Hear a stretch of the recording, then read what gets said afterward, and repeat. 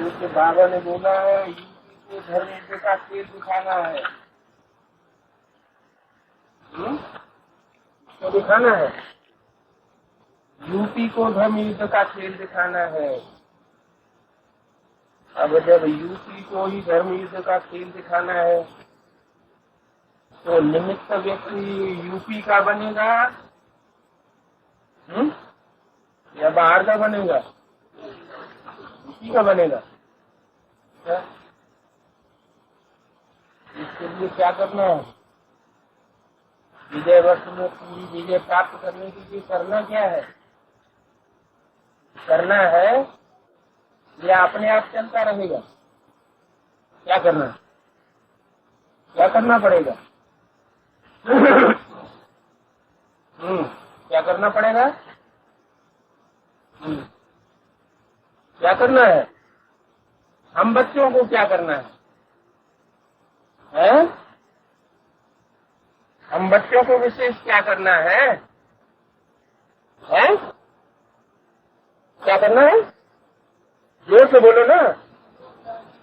योगदान देना है। किसको? बाबा को। विधवंगा बन के बाबा आया हुआ है।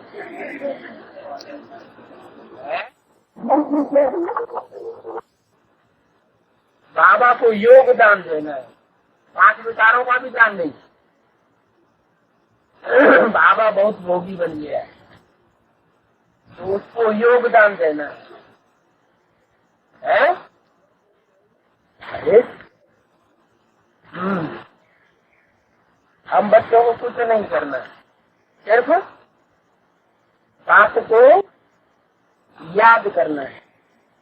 और बाप की याद भी संगठित रूप में जितनी जाति याद करेंगे उतना उसका असर और फोर्स जाती होगा।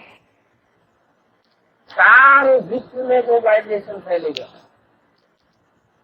मधुबन के वाइब्रेशन सारी दुनिया में फैलते हैं। तो जब सारी दुनिया में मधुबन के वाइब्रेशन फैलते हैं, और मधुबन है कहाँ अभी? जहाँ मधुसूदन होगा वहाँ मधुबन होगा। मधुसूदन सिर्फ हवा में होगा या प्रैक्टिकल में साकार में होगा? जहाँ का मधुबन जहाँ होगा वहाँ का प्रभाव क्या होगा? प्रैक्टिकल। मधुबन का प्रैक्टिकल प्रभाव क्या होगा? जो आए उसको ये अनुभव हो। क्या ज्ञान हो? शांति का वाइब्रेशन अनुभव हो, एकाग्रता का वाइब्रेशन अनुभव हो,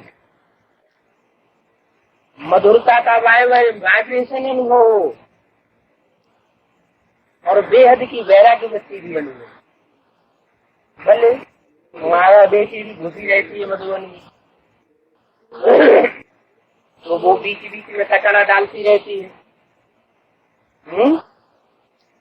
आते हैं मधुबन में भाग्य बनाने के लिए और काम ऐसे कर देते हैं जिससे नाम बदनाम हो जाए।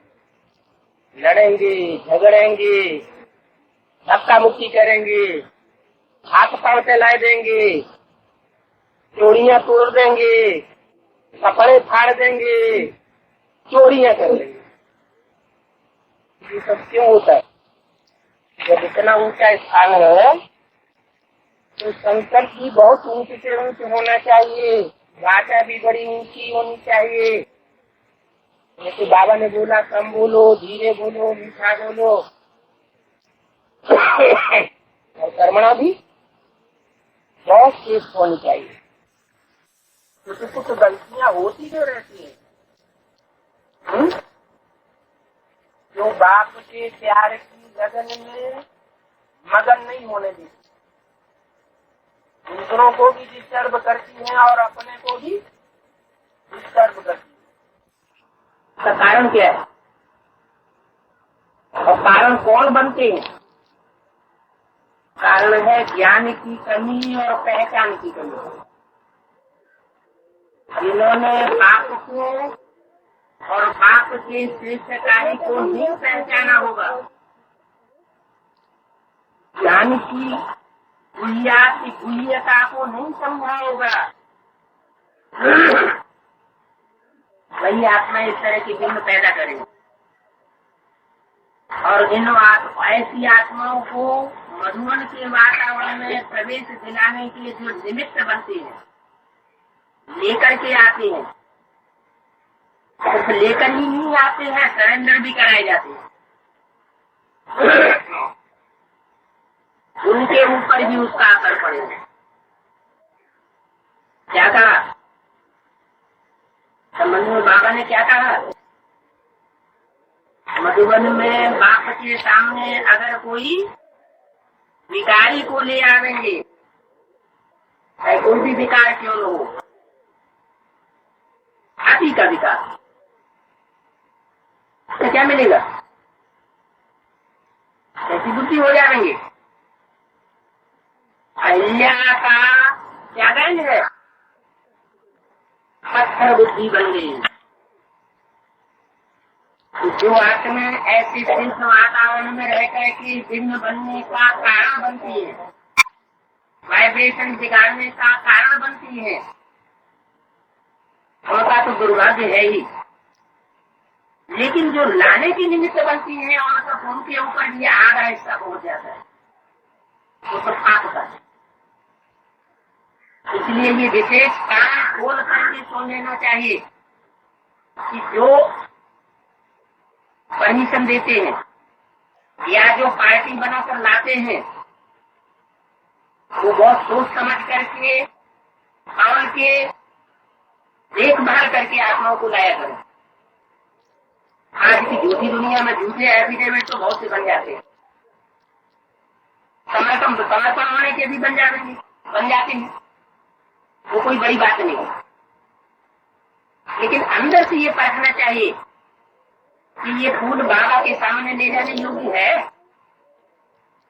चलो, बाबा ने मुरली में कहा शंकर जी के शिव जी के मंदिर में 7 धतूरे भी अर्पण हो जाते, वो तो ठीक है। 7 धतूरे जैसी आत्माएं अर्पण हो जाती हैं, उनका भी कल्याण हो जाता है, रंग से कुछ न कुछ प्राप्ति कर लेती है, वो तो ठीक है। लेकिन जो गुलाब के फूल अर्पण करते हैं मेहनत करके, और जो गंदी जगह में गंदे स्थानों से या कहीं से भी उठाए के आप धतूरे जैसे फूलों को ले आते हैं, और नहाए नहीं धोए नहीं और अर्पण कर गए और चले गए, संख्या बढ़ा दी, दिखावा कर दिया, हमने बड़ी सेवा की, तो बाकी किसका ज्यादा बनेगा? काफी ज्यादा बनेगा। गुलाब और कमल जैसे श्रेष्ठ फूलों को अर्पण करने वालों का भाग्य ज्यादा बनेगा, या आप धतूरे जिनके अंदर से बदबू निकलती है? क्योंकि जो अपने लौकिक जीवन में बदबू धारण कर लेते हैं, बदबू कही जाती है बेविचार की, भ्रष्टाचार की। जब तक पूरी सफाई न हो जाए उसके वाइब्रेशन निकलते जरूर। तो ऐसे फूलों को, क्योंकि ईश्वरीय कार्य में अर्पण होते हैं, परमात्मा बाप की ओर से तो मान्यता नहीं हुई। बाप तो आता ही है कांटों को फूल बनाने के लिए, तो कहते ही गीत बनवाए हुए हैं, उनसे गीत बनवाए हुए। भक्ति मार्ग में हम गीत गाते रहते हैं, वो गीत बनवाए किसने है? सेटिंग किसने दी है? बाप ने सेटिंग दी ना।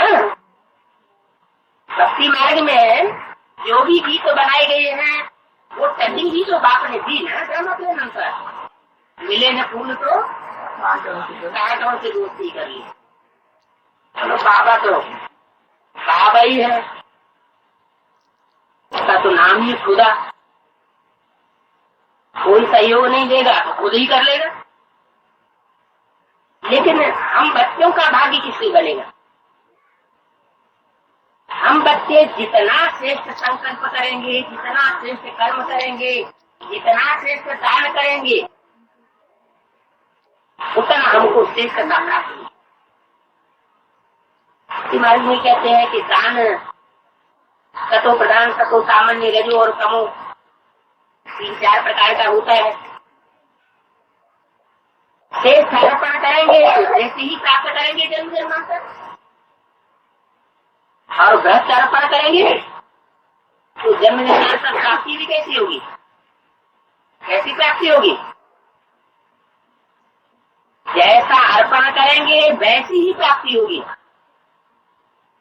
कभी घोर ब्राह्मण बन करके बाप तो आता है, पुराना धुराना देते हैं, आप पुराने को भी रिजिमिनेट करके नया बनाते हैं।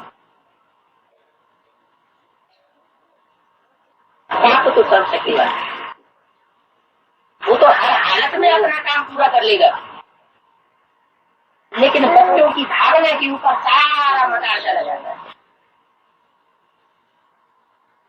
प्रधान विश्वरति राखा भक्ति मार्ग में भी कहते हैं, ऐसे भी कहा जाता है भाव के भूखे हैं भगवान।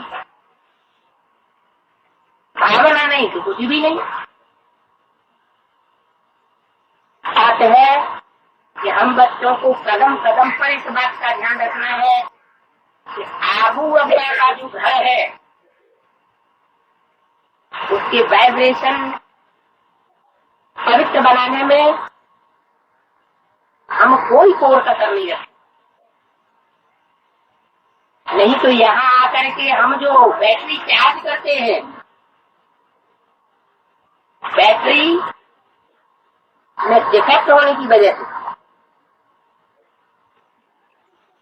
बैटरी में कैसा जल डाला जाता है, डिस्टिल्ड वाटर डाला जाता है ना, एकदम पवित्र जल डालेंगे तो बैटरी अच्छी चार्ज होती है। तो यहाँ जल कौन सा है? ज्ञान। यहाँ ज्ञान जल है। ज्ञान तो बाप से डायरेक्ट आता है, और बाप के ज्ञान के वाइब्रेशन के अनुकूल अगर हमने वाइब्रेशन न फैलाए और गंदे वाइब्रेशन फैलाने के निमित्त बने, तो जो याद की पावर है उसका हमको फायदा होगा, जितना होना चाहिए नहीं होगा। हमारी एकाग्रता उतनी नहीं बढ़ेगी जितनी बढ़नी चाहिए, और याद उतनी सहज नहीं होगी जितनी होनी चाहिए। सारा मदार है हमारी याद की यात्रा पर, खासकर एडवांस पार्टी के बच्चों के लिए एकता पर भी मदार है। लेकिन एडवांस पार्टी में 2 ग्रुप है, एक है जन्मजात प्योरिटी के कच्चे, और एक है जन्मजात ज्ञान के कच्चे। मानो एडवांस पार्टी में एक ग्रुप है अंधा और दूसरा ग्रुप है लंगड़ा। अभी दोनों ग्रुप मिल गए क्या? अभी तो मिले नहीं है। बाबा की वाणियों के अनुसार मिल जाने की पूरी संभावना है। कब तक? अपने वाइब्रेशन के ऊपर, अपनी वाचा के ऊपर, अपनी कर्मणा के ऊपर अगर विशेष अटेंशन नहीं दिया, वातावरण गंदा बनाते रहे, शांति के वातावरण को तोड़ते रहे, अशांति फैलाने के निमित्त बनते रहे, संगठन में भेद पैदा करते रहे, खुदा खैर करे। दुनिया वालों के ऊपर तो कहर बाद में ढलेगा। विनाश पहले किसके लिए होना है? दुनिया वालों के लिए होना है या बच्चों के लिए होना है? विनाश कल्याणकारी है या कल्याणकारी है? कल्याणकारी है। तो कल्याण की शुरुआत पहले ब्रह्मा बाप के ब्राह्मण बच्चों के घर से शुरू होगी या बाहर की दुनिया से शुरू होगी? अभी टाइम नहीं है, अभी फूक फूक के कदम रखने की जरूरत है। न दुख दो और न दुख लो। ये बात तो बड़ी जल्दी समझ लेते हैं, किसी को दुख देना नहीं है। मैं तो उसमें भी बहुत से फेल, लेकिन दुख लेना नहीं है। ऐसी स्टेज अपनी ज्ञान की पराकाष्ठा की बनाना, ये बात भी बहुत जरूरी है। मधुबन जैसे परम धाम सबसे श्रेष्ठ धाम है, ऐसे मधुबन सारे संसार में सबसे श्रेष्ठ गाया हुआ है। इससे ज्यादा श्रेष्ठ स्थान परिवर्तन भूमि कोई होती नहीं है। परिवर्तन भूमि में आकर परिवर्तन के कार्य में सहयोग न देकर और ही हम असहयोग करेंगे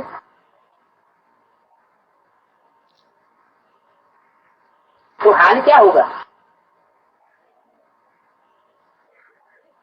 परिवर्तन भूमि में परिवर्तन तो होना है। जो टाइम निर्धारित है उसके अंदर ही परिवर्तन होना है। लेकिन जो विघ्न डालने के निमित्त बनते हैं वो अपने को उनसे कम न समझे। उन विघ्न डालने वाली राक्षसी प्रवृत्तियों के मुकाबले जो बाहर से देखने में आ रही है कि ये विघ्न डालने वाले, अगर खतरनाक दुश्मन कौन सा होता है, अंदर का या बाहर का? जो दुश्मन अंदर ही अंदर पड़कता है वो बहुत खतरनाक होता है। ऐसी को तोड़ने वाला होता है, यूनिटी का हनन करने वाला होता है।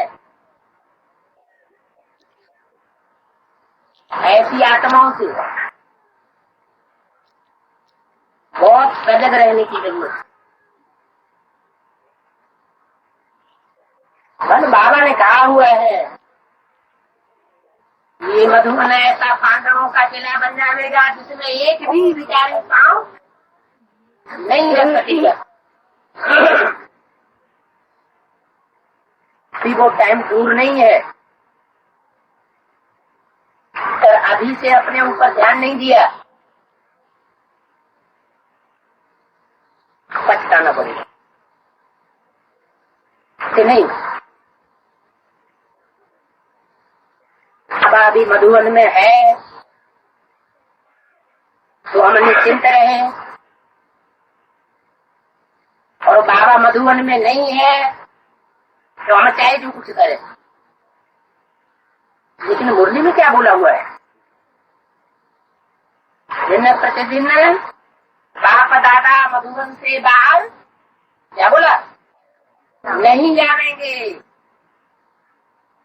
इसका अर्थ क्या पुस्तक में लगाया जाएगा? स्कूल में?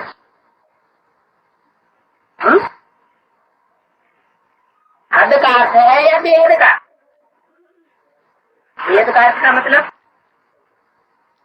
बल शरीर से न हो तो भी बाप दादा की बुद्धि का केंद्रीयकरण कहाँ रहेगा? मधुबन में। ऐसे बोला कि तुम सब बच्चे अपने को मधुबनवासी समझो, चाहे घर गृहस्थ में रहते हो, अपने गांव अपने शहर में रहते हो, तो भी क्या समझो? बुद्धि से सदैव मधुबनवासी रहो। तो उनको भी मधुबनवासी कहा जाएगा। और जो मधुबन में रहते हैं शरीर के, लेकिन उनकी बुद्धि बाहर की दुनिया में घूमती रहती है, देह और देह के संबंधियों में, तो वो कहाँ के वासी हुए? वो बाहर की दुनिया के वासी, संसार के बीच साबित हो जाएंगे। अंत में रिजल्ट क्या होगा? उनका अंत में रिजल्ट ये होगा कि बहुत लंबे समय तक साकार में शरीर से मधुबन में तो रहे, लेकिन बुद्धि से बाहर रहने के कारण अंत में जो फाइनल परीक्षा होगी उसमें कहाँ जाकर के गिरेंगे? बाहर की दुनिया में जाएंगे। और जिनकी बुद्धि लगातार मधुबन में बनी रही होगी, भले बाहर की दुनिया में रहना पड़ा हो, वो कहाँ आ जाएंगे? मधुबन में आ जाएंगे। इसलिए इस वर्ष अव्यक्तवाणी में क्या बोला? मधुबन वालों को मधुबन छोड़ना पड़ेगा, गीता पाठशाला वालों को गीता पाठशाला छोड़नी। गीता पाठशालाएं कहाँ होती है? मधुबन में, बाहर की दुनिया में। तो वो गीता पाठशालाओं वाले भले बाहर की दुनिया में है, लेकिन वो गीता पाठशाला के टीचर तो और जिज्ञासु भावना लेकर के मधुबन में आते हैं, और मधुबन में आकर के वो दुख लेकर के जाते हैं, दुखी होकर के जाते हैं, आंसू बहाते हुए जाते हैं। दंड कौन भुगतेगा? जो मधुबन के वाइब्रेशन को मधुबन में रहते हुए ही तोड़ रहे हैं, उनके ऊपर 100 गुना 1000 गुना बोझ जाता रहता है। बहुत ऊंची चढ़ाई चल रही है।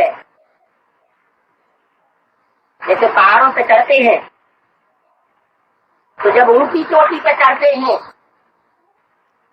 तो एक एक कदम ऊंचाई पर चढ़ने के लिए सीढ़ियां गाड़ते हुए, उसमें रस्सी बांधते हुए भाई संभल करके चढ़ा जाता है। थोड़ी सी चूक हुई और कहाँ गिरेंगे?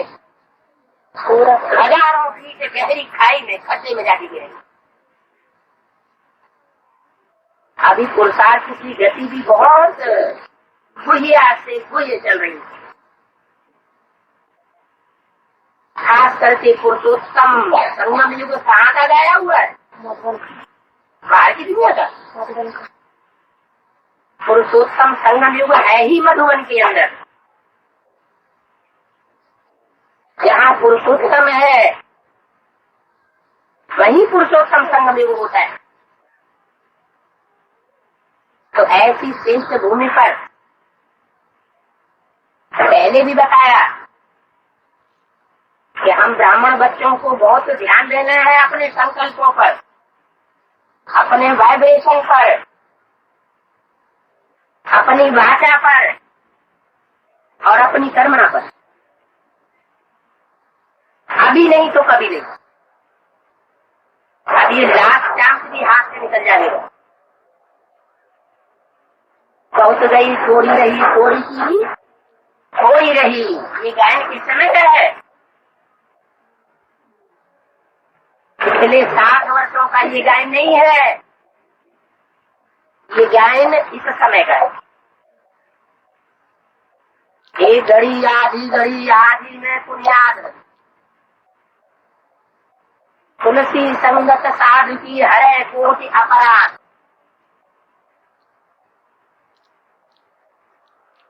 जो साधना करने वाले साधु हैं उनको अपनी वाचा को साधना चाहिए, अपनी कर्मेंद्रियों को साधना चाहिए, गिरने नहीं देना चाहिए। अपने संकल्पों पर, अपने वाइब्रेशन पर साधना का प्रभाव देखना चाहिए। क्योंकि अभी अमृत वेले का लास्ट टाइम चल रहा है। सूर्योदय से पहले वो अमृत वेला जो होता है वो बहुत महत्व का होता है। तो रात्रि के 12 बजे से भी अमृत वेला है, लेकिन वो उतना महत्वपूर्ण नहीं होता।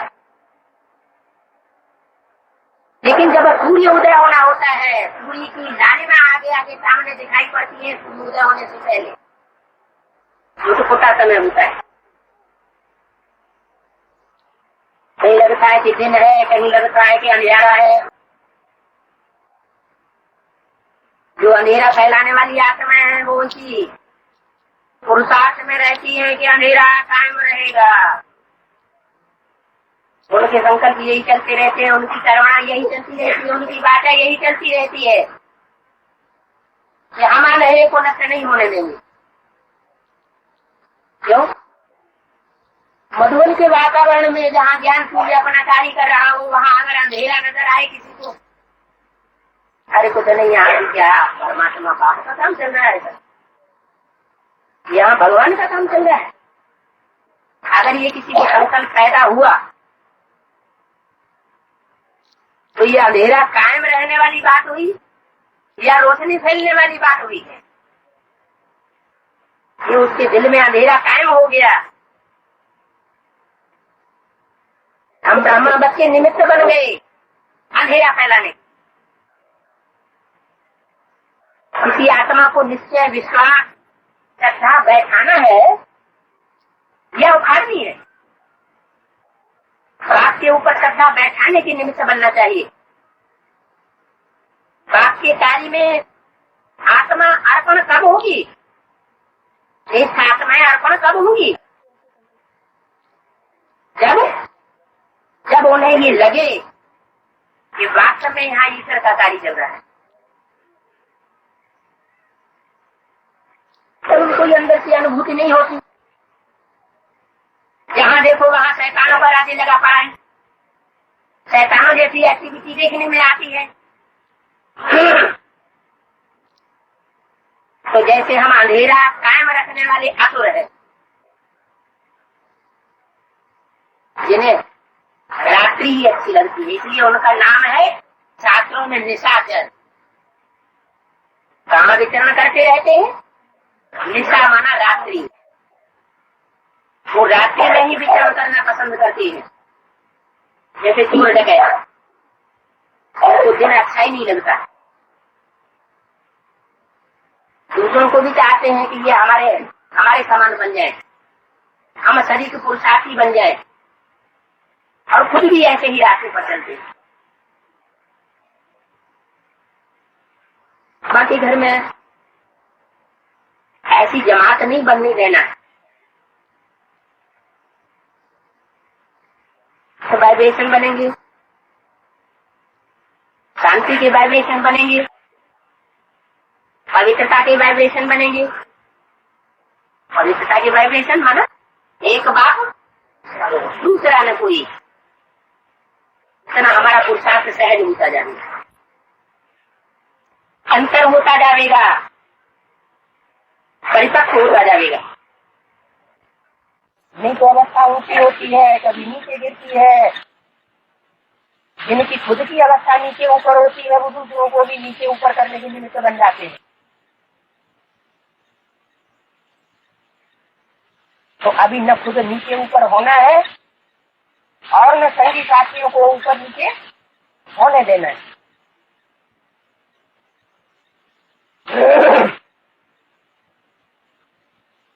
वाइब्रेशन को बनाना और बिगाड़ना ये किसी और के हाथ में नहीं है।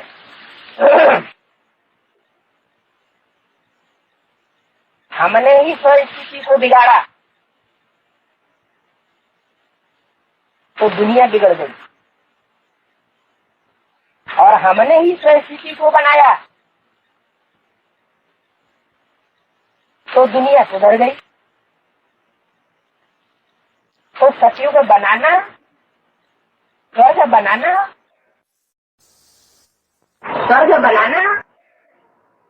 और नरक बनाना, ये किसके हाथ में हुआ? हम आत्मा की बच्चों के हाथ में ये बात है कि हम अपने लिए चाहे स्वर्ग बनाए अथवा नरक बनाए। तो 300-500 से रास्ता बता करके चला जाता है। उस रास्ते पर जो चलते हैं अपने प्रैक्टिकल जीवन में और प्राप्ति करते हैं। जन्म जन्मांतर की सुख की प्रारब्ध ले लेते हैं। कहा जाता है बाप ने हमको बता दिया।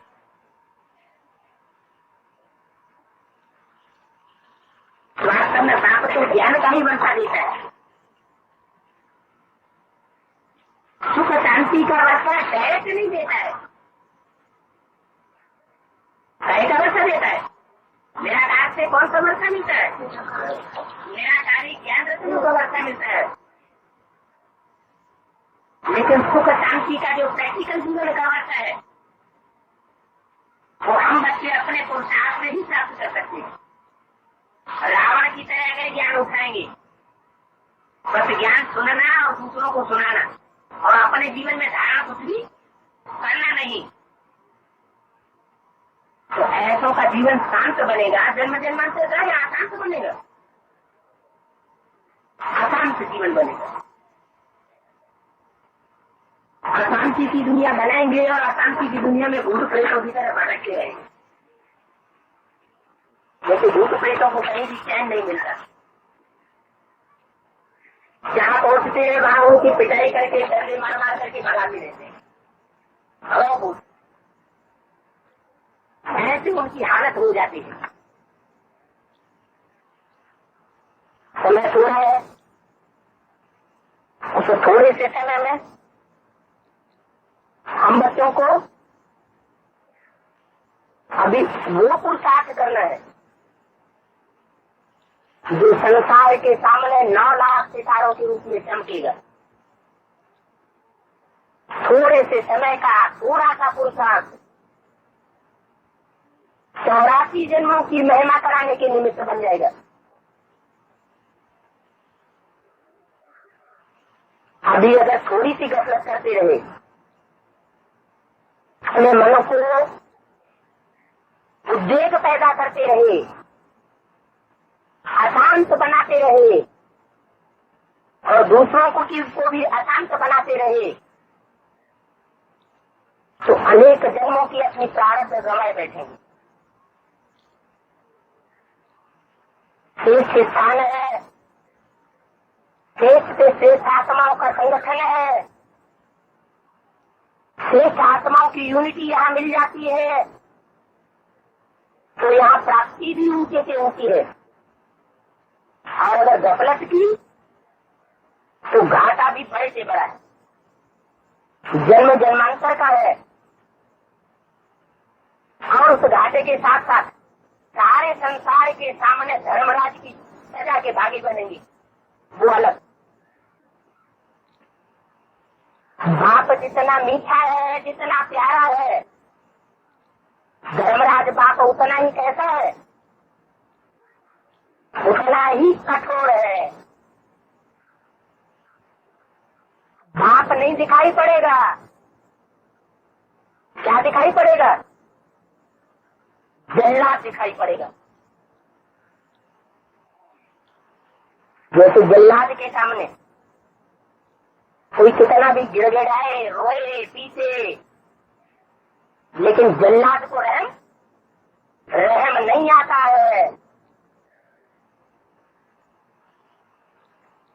तो खून ही खून कर देता है, उसको भय भी पैदा नहीं होता। तो वो हालत हो जानी है। इसलिए अभी से एक एक कदम ब्राह्मण बच्चों को मधुबन की भूमि पर फूक फूक करके रखना है।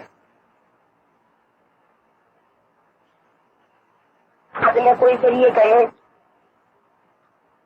हमें तो पता ही नहीं था, हमें तो मालूम ही नहीं था, हमें तो किसी ने बताया ही नहीं, हम तो ऐसे ही यहाँ आ गए थे, तो हम भी देखे आए यहाँ क्या होता है। कहने के निमित्त लगन पड़े कि जो समय चल रहा है अमृत वेले का, ब्राह्मण की दुनिया में ज्ञान सूर्य के प्रत्यक्ष होने का, और साथ साथ बाहर की दुनिया में भी ईश्वरीय ज्ञान प्रत्यक्ष होने का, वो समय को वरदान मिला हुआ है क्या वरदान मिला हुआ है? है? सती इस समय को वरदान मिला हुआ है, दुनियादार है। संसार हमारा जन्म सिद्ध अधिकार है। ये स्थान को भी वरदान मिला हुआ है। क्या अगर श्रेष्ठ कर्म करने के लिए हम हिम्मत करेंगे तो बाप से 100 गुनी मदद जरूर मिलेगी। सिर्फ हिम्मत का एक संकल्प करना है कि मुझे सुधर के रहना है। जो कमजोरी बार बार तंग करती है उसके लिए दृढ़ प्रतिज्ञा लेनी है। सिर्फ करना और कराना तो बाप को, वो करनहार भी है और करावनहार भी है, करा ही लेगा। लेकिन अंदर के दिल से ये भावना पैदा होनी चाहिए कि मुझे अपने को सुधारना है। लेकिन सुधरेंगे कब? दिन साफ तो मुराद हासिल। बाप के सामने अगर सच्चे न बने, झूठ बोले तो सच्चा दिल कहेंगे? साफ दिल कहेंगे? कहेंगे? नहीं कहेंगे। दुनिया के सामने चाहे कुछ भी बोल दें, लेकिन बाप के प्रति जो सच्चे हैं वो संसार में सत्यखंड की स्थापना के निमित्त बन जाएंगे। और दुनिया की नजर में जो झूठे हैं और बाप के सामने सच्चे और साफ से होकर के प्रत्यक्ष होते हैं, ये अपना सच्चा सच्चा पोता मिल देते हैं, तथा सुधार निश्चित है। तो सत्य भी नई दुनिया की स्थापना के निमित्त बनेंगे। सच्चाई के ऊपर बहुत बड़ा मादार। बाप को धन नहीं चाहिए, धन नहीं चाहिए, जन नहीं चाहिए। सत्यखंड की स्थापना के लिए सबसे पहली बात क्या चाहिए? सच्चाई और सफाई चाहिए। सच्चे और साफ दिल बच्चे बाप को बहुत प्रिय है। भले कमजोरियां कितनी भी भरी हुई हो, स्वभाव संस्कार कितना भी खराब हो, बाप कोई भी बच्चे का स्वभाव संस्कार नहीं देखते हैं। इसका तो स्वभाव ही ऐसा है, इसके तो संस्कार ही ऐसे हैं, ये तो कभी बदलेगा नहीं। इस तरह के विचार बाप के नहीं हो सकते। बाप तो शिक्षा और देते हैं कि बच्चे कभी किसी के स्वभाव संस्कार को मत देखो। क्यों? क्योंकि जो स्वभाव संस्कार है वो आज है, कुछ और है, और कल की नई दुनिया जो आने वाली है उसमें सबके स्वभाव संस्कार परिवर्तन हो जाएंगे। तो स्वभाव संस्कार की देखने की बात नहीं है, मुख्य बात है सच्चाई और सफाई की। सत्यखंड की स्थापना में सच्चाई और सफाई का बहुत बड़ा योगदान। झूठे दिल पर सच्चा साहब राजी नहीं होगा, सच्चे दिल पर सच्चा साहब राजी होगा।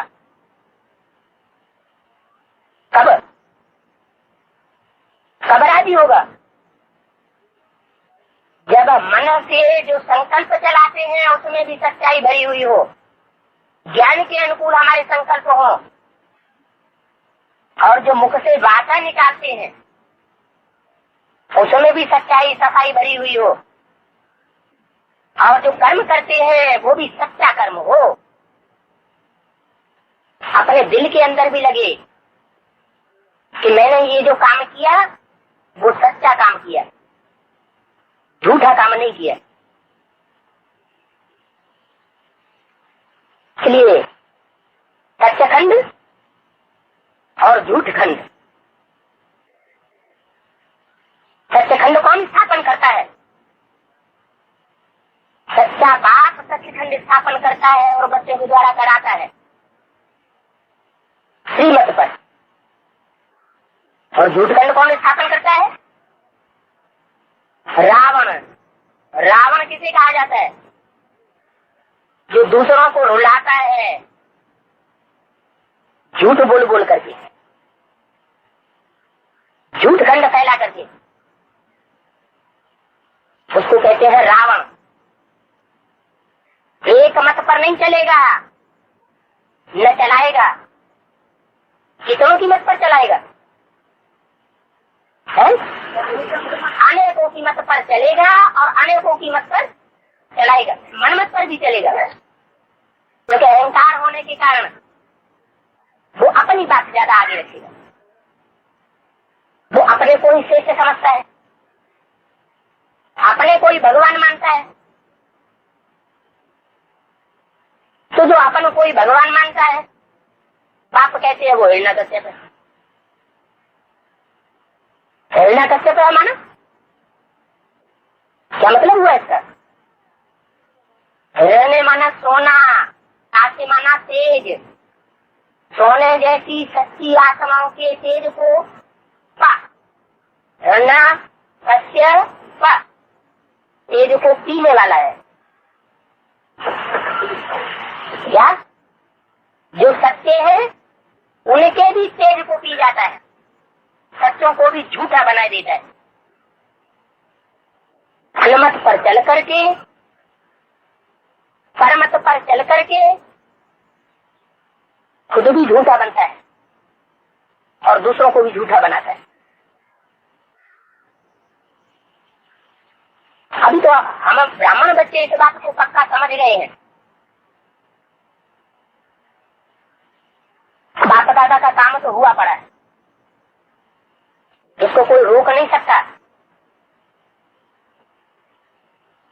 जो हुआ पड़ा है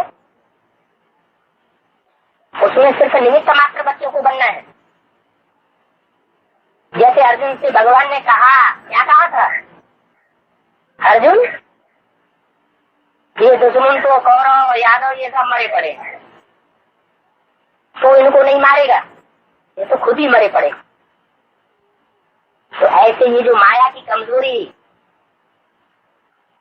बार बार उभर के सामने आती है, इतनी हिम्मत दिखाती है तो सर्वसत्यवान बाप है, माया बन करके सर्वसत्यवान माया भी है, बाप के सामने भी पहुंच जाती।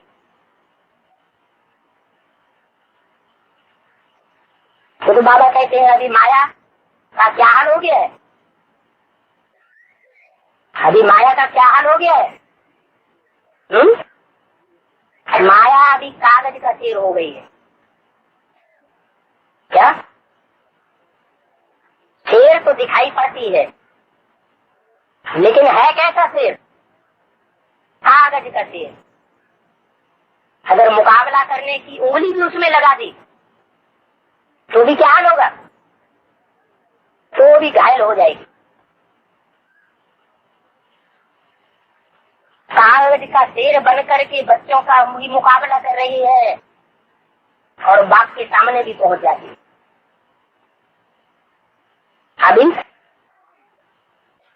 अभी करना क्या है? परिवर्तन।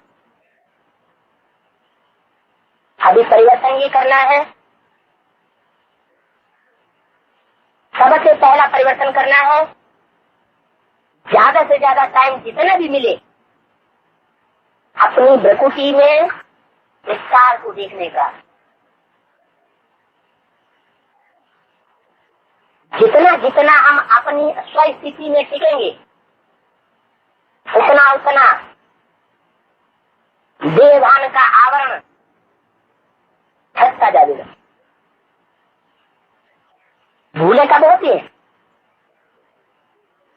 देह भान में होते हैं तो बहुत भूलें होती, आत्मा के भान में होंगे, ईश्वर की याद में होंगे तो भूलें नहीं होंगी। श्रीमत की बरखिलाफी की भी भूलें नहीं होंगी। अपनी की स्थिति में स्थित रहने से ये याद भी नहीं करना पड़ेगा कि बाप की श्रीमत क्या है क्या नहीं है। जैसे आत्मिक स्थिति वालों में वो सुप्रीम सोल बाप स्वयं प्रवेश करके कार्य कराता रहेगा और करा रहा है। जहाँ ज्योति बिंदु की स्थिति है वहाँ परमात्मा बाप तो है ही है, जिसको दुनिया वालों ने कह दिया परमात्मा सर्वव्यापी है। तो सर्वव्यापी वाली बात नहीं है। कौन सी बात है? आत्मिक स्थिति में स्थित रहने की बात है।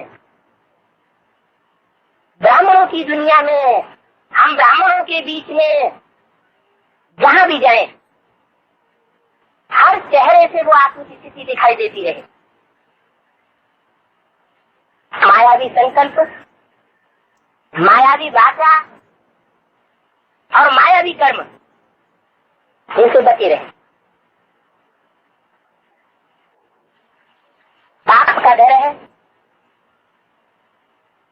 आपके घर में हर बच्चे का अधिकार है।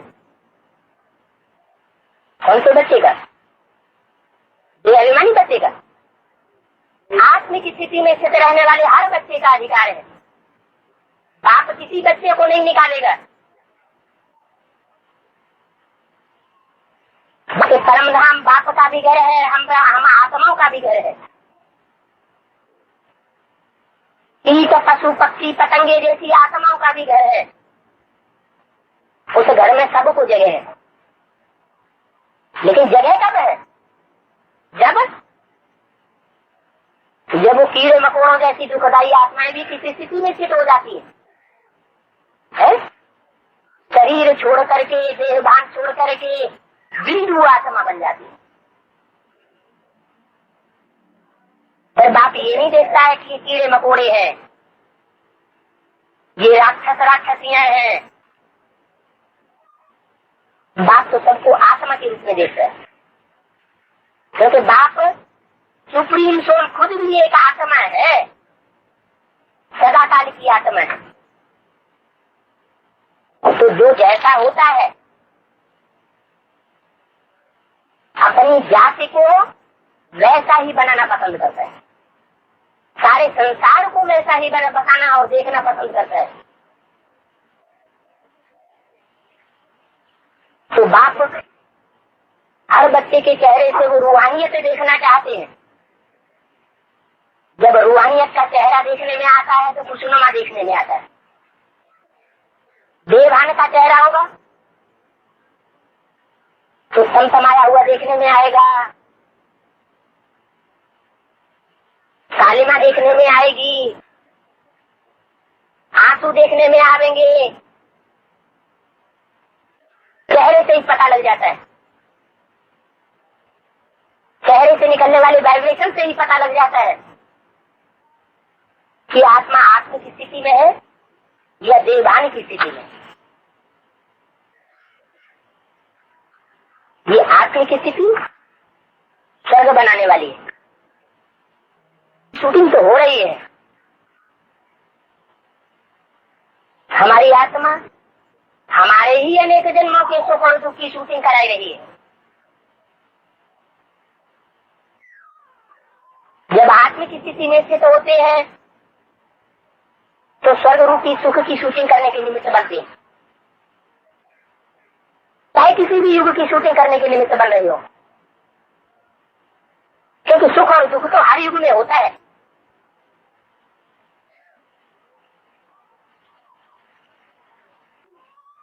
सुख हर युग में होता है और उतरती कला हर युग में होती है। ऐसा कोई युग है जिसमें सुख ना होता हो परसेंटेज में और उतरती कला ना होती हो परसेंटेज में?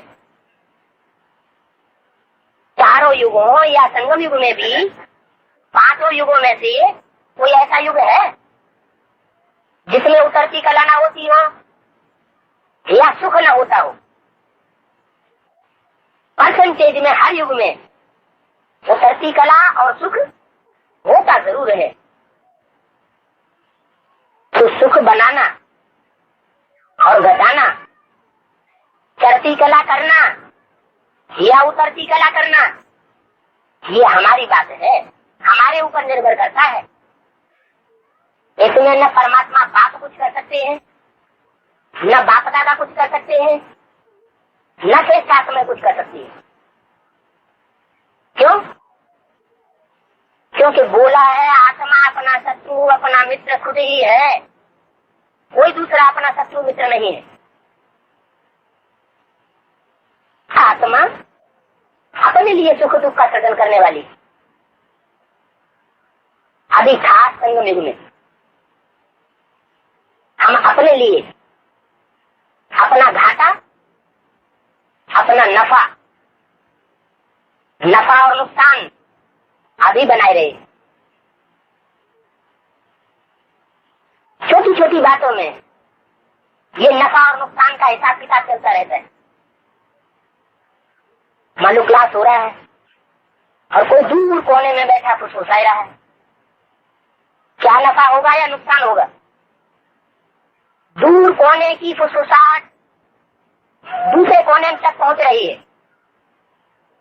जिस जिसके कानों में वो फुसफुसाहट पहुंच रही है उसका वाइब्रेशन टूट रहा है, एकाग्रता भंग हो रही है। तो वो वाइब्रेशन टूटने का या तोड़ने का जो विकल्प बन रहा है, फुसफुसाहट करने वाले और उसको सुनने वाले दोनों के ऊपर वो घाटे का सौदा बन रहा है छोटी सी बात, लेकिन असर बहुत ज्यादा हो रहा है। सुनने वाला भी घाटे में जा रहा है और सुनाने वाला भी घाटे में जा रहा है। एक बार करता है, 2 बार ऐसा करता है, 4 बार ऐसा करता है, रोज रोज ऐसा करता रहता है, तो वो जो घाटा का हिसाब बन रहा है वो रोज रोज का बढ़ते बढ़ते बढ़ते बढ़ते अंत में कितना हो जाएगा? माला का दाना नीचे उतरता जाएगा या ऊपर चढ़ता जाएगा?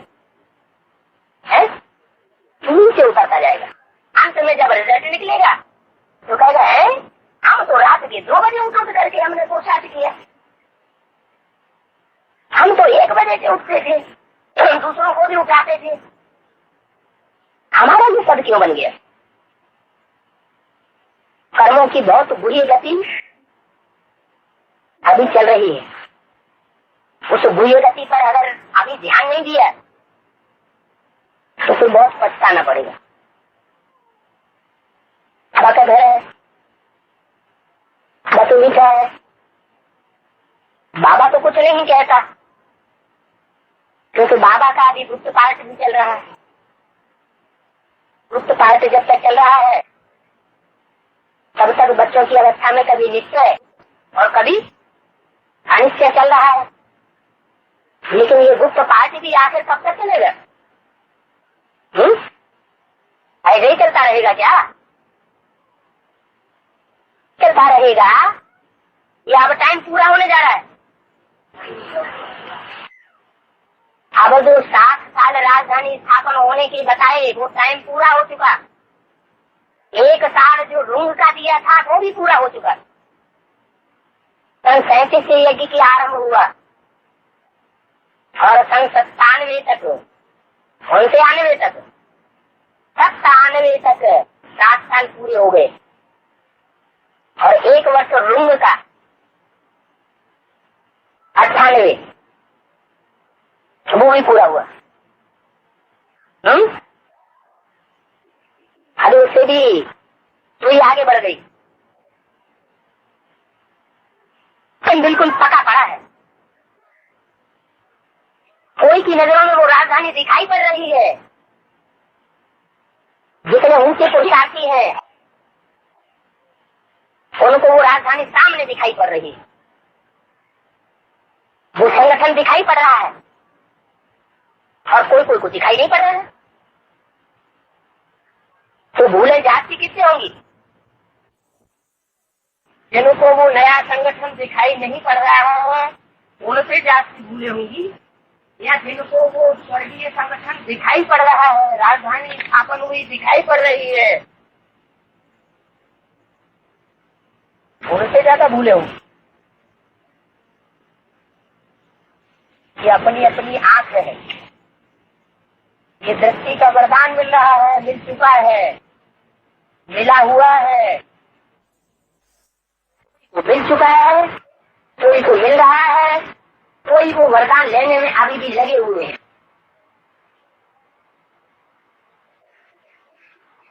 अभी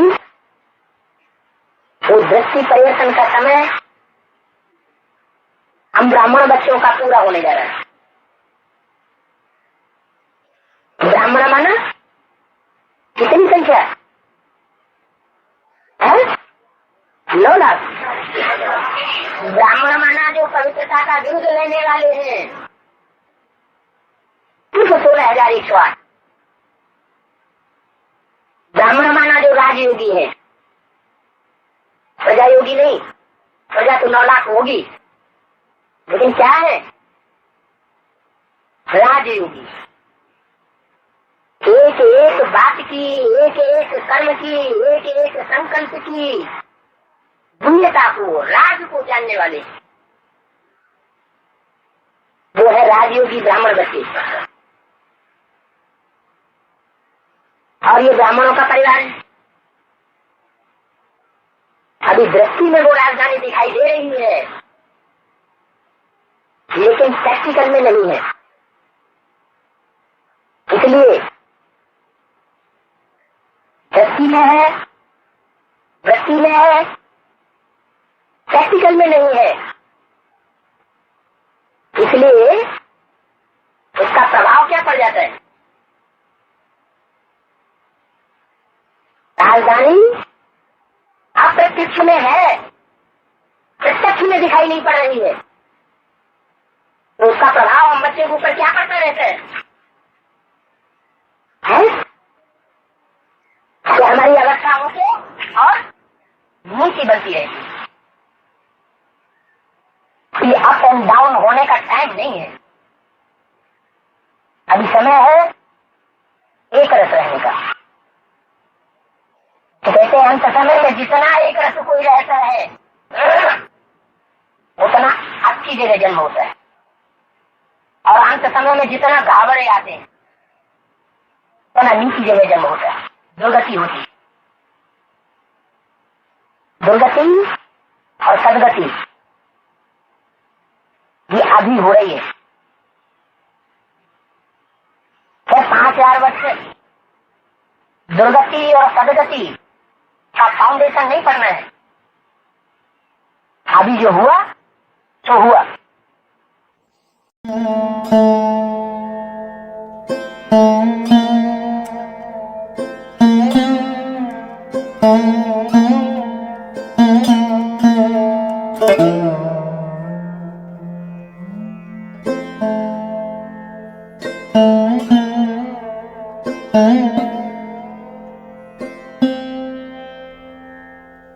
Mm-hmm.